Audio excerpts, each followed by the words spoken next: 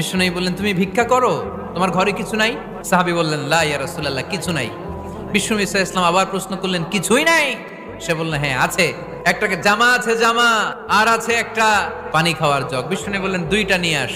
সাহাবী রাদিয়াল্লাহু তাআলা আনহু জামার জগ নিয়ে এসে বিশ্বনবী সাল্লাল্লাহু আলাইহি ওয়াসাল্লামের হাতে দিলেন।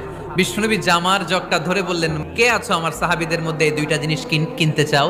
এক সাহাবী দাঁড়িয়ে বললেন, ইয়া রাসূলুল্লাহ, এই দুইটা জিনিস আমি 1 দিরহাম দিয়ে কিনে নিতে চাই। এর চেয়ে বেশি দাম দিয়ে কেনার মতো কেউ আছো নাকি?